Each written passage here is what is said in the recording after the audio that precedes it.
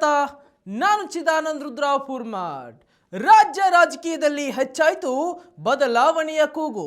ಸಂಪುಟ ಪುನರಚನೆಗೆ CM okay, ಆದ್ರೆ DCM not okay.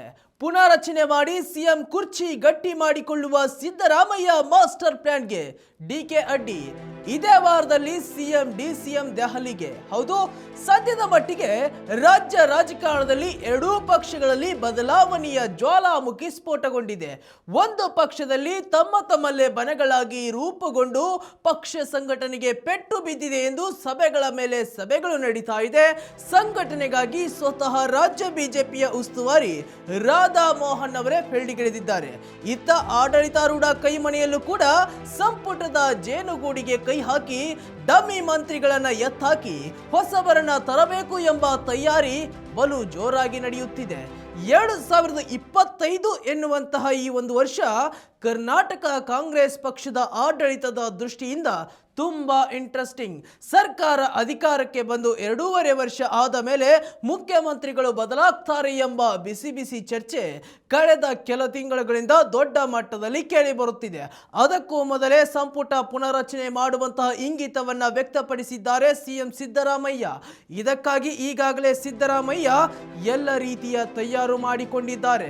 ಇದೇ ವಾರ ದೆಹಲಿಗೂ ತಲುಪಿ ಈ ವಿಚಾರವನ್ನ ಹೈಕಮಾಂಡ್ ಮುಂದೆ ಇಡಲಿದ್ದಾರೆ. ಅದಕ್ಕಾಗಿ ಕರ್ನಾಟಕದಲ್ಲಿಯೂ ಸೀನಿಯರ್ ಲೀಡರ್ಸ್ ಭೇಟಿಯಾಗಿ ಅಭಿಪ್ರಾಯವನ್ನ ಕೇಳುತ್ತಿದ್ದಾರೆ. ಆದರೆ ಈ ಒಂದು ಸಂಪುಟ ಪುನರಚನೆಗೆ ಡಿಸಿಎಂ ಡಿಕೆಗೆ ಒಪ್ಪಿಗೆ ಇಲ್ಲ ಎನ್ನುವಂತಹ ಸ್ಫೋಟಕ ಸುದ್ದಿಯೊಂದು ಇದೀಗ ಹೊರಬಿದ್ದಿದೆ. ಹಾಗಾದ್ರೆ ಪುನರಚನೆಗೆ ಡಿಕೆ ಅಡ್ಡಗಾಲು ಹಾಕುತ್ತಿರುವುದೇಕೆ?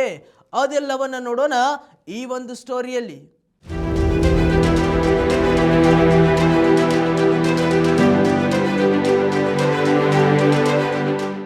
ಅಧಿಕಾರ ಹಂಚಿಕೆ ತಪ್ಪಿಸಲು ಸಂಪುಟ ಪುನರಚನೆಯ ದಾಳ ಉರುಳಿಸಿದೆ ಸಿದ್ದರಾಮಯ್ಯ ಮತ್ತು ಅವರ ಬಣ.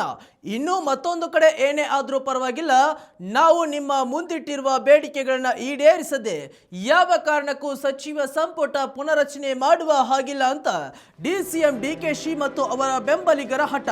ಯಾಕಂದ್ರೆ ಮುಂದಿನ ಅಕ್ಟೋಬರ್ ಒಳಗಡೆ ಡಿಕೆ ಶಿವಕುಮಾರ್ ಮುಖ್ಯಮಂತ್ರಿ ಆಗಬೇಕು ಎನ್ನುವ ಪಣವನ್ನು ತೊಟ್ಟಿದ್ದಾರೆ. ಏನಾದರೂ ಮಾಡಿ ಸಿಎಂ ಆಗಲೇಬೇಕು ಎಂದು ಶಪಥ ಮಾಡಿದ್ದಾರೆ. ಮತ್ತು ಮುಂದಿನ ಚುನಾವಣೆಯ ದೃಷ್ಟಿಯಿಂದ ಹೈಕಮಾಂಡ್ ಕೂಡ ಡಿಕೆ ಅವರನ್ನ ಸಿಎಂ ಮಾಡುವ ಮನಸ್ಸು ಕೂಡ ಮಾಡಬಹುದು. ವಿಷಯ ಹೀಗಿರುವಾಗ ಇದರ ಮಧ್ಯೆ ಸಚಿವ ಸಂಪುಟ ಪುನರಚನೆ ಅಂದ್ರೆ ಡಿಸಿಎಂ ಮುಖ್ಯಮಂತ್ರಿ ಕನಸು ಇನ್ನು ಮುಂದಕ್ಕೆ ಹೋಗುತ್ತೆ. ಸಿದ್ದರಾಮಯ್ಯನವರೇ ಮುಖ್ಯಮಂತ್ರಿಯಾಗಿ ಮುಂದುವರಿಯುತ್ತಾರೆ. ಹಾಗಾಗಿ ಸಂಪುಟ ಪುನರಚನೆ ಆಗುವುದು ಬೇಡ ಎನ್ನುವುದು ಡಿಕೆ ಮತ್ತು ಅವರ ಬೆಂಬಲಿಗರ ವಾದ. ಆಗುವುದು ಆದ್ರೆ ಅಧಿಕಾರ ಹಸ್ತಾಂತರ ಆಗಲಿ ಎನ್ನುವುದು ಇವರ ವಾದ. ಇನ್ನು ಸಿಎಂ ಸಿದ್ದರಾಮಯ್ಯನವರು ದೇವರಾಜ್ ಅರಸವರ ದಾಖಲೆ ಮುರಿದು 5 ವರ್ಷವೂ ಸಿಎಂ ಪಟ್ಟದಲ್ಲಿದ್ದು ಮುಂದೆ ಡಿಕೆಗೆ ಬಿಟ್ಟು ಕೊಡುವ ಮನಸ್ಸು ಮಾಡಿದ್ದಾರೆ. ಹಾಗಾದ್ರೆ ಸಿಎಂ ಡಿಸಿಎಂ ಮಧ್ಯೆ ಇದೀಗ ಸಂಪುಟ ತಿಕ್ಕಲಾಟ ನಡೆಯುತ್ತಲೇ ಇದೆ. ಮತ್ತೊಂದು ಕಡೆ ಸಿಎಂ ಬೆಂಬಲಿಗರಿಂದ ಕ್ಯಾಬಿನೆಟ್ ರೀಶಫ್ಲಿಂಗ್ ಒತ್ತಡ ಹೆಚ್ಚಾಗ್ತಾ ಇದೆ. ಇನ್ನು ಅಂತರ ಕಾಯ್ದುಕೊಂಡಿದ್ದಂತಹ ಸಿಎಂ ಸಿದ್ದರಾಮಯ್ಯ ಮತ್ತು ಬಿಕೆ ಹರಿಪ್ರಸಾದ್ ಭೇಟಿ ಮತ್ತಷ್ಟು ಕುತೂಹಲ ಮೂಡಿಸಿದೆ.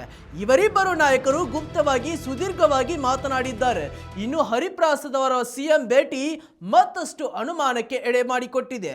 ಒಂದು ವೇಳೆ ಇವರಿಬ್ಬರ ಜಗಳ ಶಮನವಾಗಿ ಸಂಪುಟ ಪುನರಚನೆ ಆಯಿತು ಅಂದ್ರೆ ಅದಕ್ಕೆ ಅನೇಕ ಸಚಿವಾಕಾಂಕ್ಷಿಗಳು ಕೂಡ ಸೂಟು ಬೂಟು ಕೋಟು ರೆಡಿ ಮಾಡಿಕೊಂಡು ಕೂತಿದ್ದಾರೆ.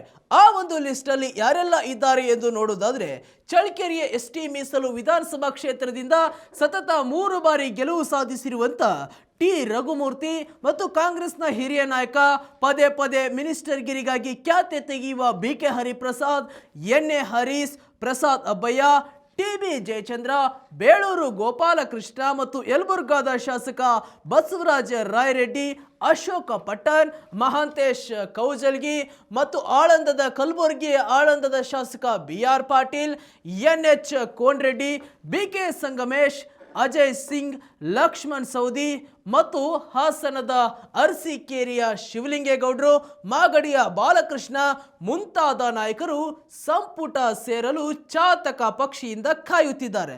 ಪ್ರಿಯ ವೀಕ್ಷಕರೇ, ಇವರು ಸಂಪುಟಕ್ಕೆ ಸೇರಲು ಕಾತುರದಿಂದ ಕಾಯ್ತಾ ಇದ್ರೆ ಇವರನ್ನ ಎತ್ತಂಗಡಿ ಮಾಡಿ ಆ ಒಂದು ಮಿನಿಸ್ಟರ್ ಸ್ಥಾನಕ್ಕೆ ಮತ್ತೊಬ್ಬರನ್ನ ತರಲು ಹೈಕಮಾಂಡ್ ಕೂಡ ಚಿಂತನೆ ಮಾಡ್ತಾ ಇದೆ. ಈ ಒಂದು ಲಿಸ್ಟ್ ಅಲ್ಲಿ ಆರ್.ಬಿ. ತಿಮ್ಮಾಪುರ ಇದ್ದಾರೆ, ಮಂಕಾಳ ವೈದ್ಯ ಇದ್ದಾರೆ, ಕೆ ವೆಂಕಟೇಶ್ ಇದ್ದಾರೆ ಮತ್ತು ಡಾಕ್ಟರ್ ಡಿ ಸುಧಾಕರ್ ಕೂಡ ಈ ಒಂದು ಲಿಸ್ಟ್ ಅಲ್ಲಿ ಕಾಣಿಸಿಕೊಳ್ತಾ ಇದ್ದಾರೆ. ಹಾಗಾಗಿ ಇವರನ್ನ ತೆಗೆದುಹಾಕಿ ಅವರ ಒಂದು ಸ್ಥಾನಕ್ಕೆ ಇವರನ್ನ ಕರೆತರಬೇಕು ಎನ್ನುವಂಥದ್ದು ಕೂಡ ಕಾಂಗ್ರೆಸ್ ಹೈಕಮಾಂಡ್ ಚಿಂತನೆಯಾಗಿದೆ. ಆದರೆ ಎಲ್ಲದಕ್ಕೂ ಉತ್ತರ ಕಾಂಗ್ರೆಸ್ ಹೈಕಮಾಂಡ್ ನೀಡಬೇಕಾಗುತ್ತೆ. ಇದೇ ವಾರದಲ್ಲಿ ಡೆಲ್ಲಿಗೆ ಸಿಎಂ ದೌಡಾಯಿಸ್ತಾ ಇದ್ದಾರೆ. ಅಲ್ಲಿ ಒಂದು ಲಿಸ್ಟ್ ಅನ್ನು ಕೂಡ ತೆಗೆದುಕೊಂಡು ಹೋಗ್ತಾರೆ. ಆದರೆ ಅಂತಿಮವಾಗಿ ಕಾಂಗ್ರೆಸ್ ಏನ್ ತೀರ್ಮಾನ ತೆಗೆದುಕೊಳ್ಳುತ್ತೆ ಎನ್ನುವಂಥದ್ದೇ ಬಹಳಷ್ಟು ಕುತೂಹಲವನ್ನ ಕೆರಳಿಸಿದೆ. ಕಾದು ನೋಡಬೇಕು. ರಾಜ್ಯ ಕಾಂಗ್ರೆಸ್ ಸಂಪುಟ ಪುನರಚನೆ ಆಗುತ್ತಾ ಅಥವಾ ಇದೇ ಮುಂದುವರಿಯುತ್ತಾ ಅಥವಾ ಸಿಎಂ ಕೆ ಶಿವಕುಮಾರ್ ಅವರು ಬರುವ ದಿನಗಳಲ್ಲಿ ಸಿಎಂ ಆಗ್ತಾರಾ ಎನ್ನುವಂಥದ್ದಕ್ಕೆ ಸ್ವಲ್ಪ ದಿನ ಕಾದು ನೋಡಬೇಕಾಗಿದೆ ವೀಕ್ಷಕರೇ. ಇದಾಗಿತ್ತು ಇವತ್ತಿನ ಸ್ಪೆಷಲ್ ಸ್ಟೋರಿ. ಮತ್ತಷ್ಟು ವೈವಿಧ್ಯಮಯ ಸುದ್ದಿಗಳಿಗಾಗಿ ನೀವು ನೋಡ್ತಾ ಇರಿ ವಿಶ್ವವಾಣಿ ಟಿವಿ. ನಮಸ್ಕಾರ.